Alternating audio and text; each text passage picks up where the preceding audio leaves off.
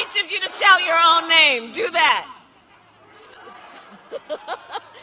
Because it's about all of us. It's about all of us. Well, so I'm really glad you brought that up, Shannon. So first of all, let's clear up certain myths. Okay.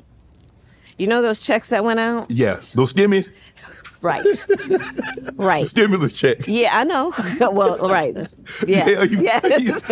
We got to be for stimulus, but they call them stimmies. Okay. The reason those came about is because there was a Democratic majority in the House of Representatives and Congress. Mm-hmm. People like Maxine Waters, people like Hakeem Jeffries, right? Yes. Who did the work of pushing to say, people need help right now and we need to send out checks. There was a whole lot of opposition to it, including from Donald Trump's White House. Yes, even him. I think he was resistant to it at first. Yes. That's why those checks, remember, Congress holds the purse. Yes. So really, Congress wrote those checks. But then Donald Trump, unlike any president before or after, decided he put his name on those checks. So therefore, people thought Donald Trump gave me that check. And so let's clear that up first and foremost. If you were to become president, what measures would you put in place to make sure Social Security benefits continue? Because there are reports that it could possibly be depleted by 2033. And there are estimated that 11,000 people turn at least 65 years of age every single day. Yeah. So what are you going to do to make sure, because that, people, disabilities, retirement, survivors with beneficiaries, what are you going to do to make sure that that continues? So, Shannon, to your point, there was an independent economic review of Donald Trump's plan, which shows that Social Security in the next 6 years would be insolvent under his plan, meaning that it would not be able to pay out what hardworking people who deserve dignity in their retirement deserve. And as you and I both know, there are a lot of our seniors who their only source of income is that Social Security check. That's correct. Right? It's the only way they're going to pay the rent or have food on the table. So my plan is about doing what we need to do to put the resources back into Social Security, but also expanding it. Because here's part of the problem with Social Security is that for our aging seniors, if they are a couple, for example, and one of the spouses passes, that cuts their Social Security benefits almost in half.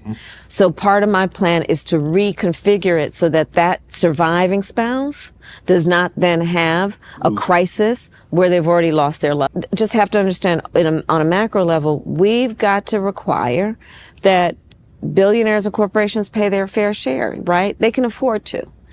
And that's part of what is the difference between me and Donald Trump. My plan is about tax cuts for small businesses, for working people, for middle-class people. 100 million Americans will benefit around tax cuts. My plan is that no taxes will be raised for anybody making less than $400,000 a year. My plan is that we give young parents a $6,000 child tax credit to help them pay for child care, for a crib or a car seat, because you and I both know the vast majority of our young parents have a natural desire to parent their children well, but not always the resources. And back to the way I was raised, I know that the children of the community are the children of the community. That you and I will benefit from that young family having the resources they need. Access to health care is a right and not just a privilege of those who can afford it. That's why I am in favor of and have pushed and been a leader on capping the cost of insulin at $35 a month. And why I intend to allow Medicare to actually negotiate against the big pharmaceutical companies to bring down the cost of prescription medication for everybody. That's why I have fought for what we need to do around making sure Medicare covers senior care. Access to health care should not be a question of how much money you have in your back pocket. That's just not right. And I feel strongly about that.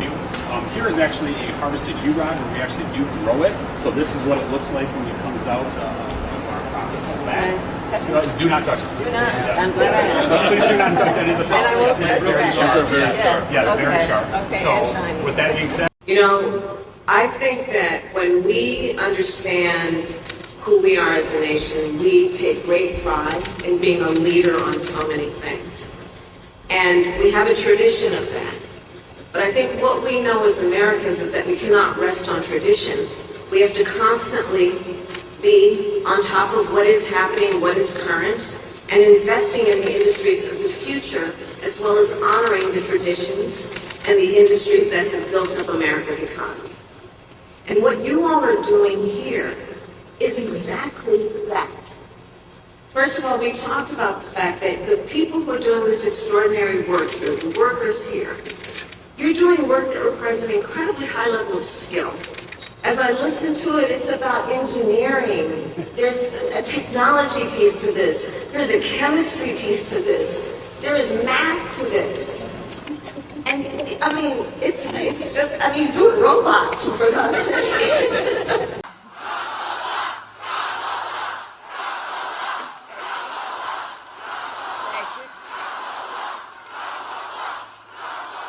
Okay, now I want each of you to shout your own name. Do that. Because it's about all of us. It's about all of us. And listen, I have fought my whole career to put the people... Being able to see what is possible and not be burdened by other people's limited ability to see the same. You cannot ever be burdened by other people's limited ability to understand who you are. Like, don't let their limited ability burden you about your own ability. When we have guests come on, Madam VP, we like to toast. And what I read on this card, you don't deserve this, you earned this. Being the first in so many areas. And you make us proud. I just want you to know you make us proud for what you've been able to accomplish. And we're 12 days away, and we hope you have an even greater accomplishment. So here's to continue success in everything you've done and everything that you will do. Oh, bless you, and thank you. And to you, Shannon, to you for all the success and the voice you give to so many issues. Thank you for that. Thank you very And much. cheers to you. Cheers. And I'm not going to actually drink this because I might fall asleep, and I need to do this I don't want you to with fall Barack asleep. Obama this afternoon. We don't want you to fall asleep. So here we are. Cheers to everybody.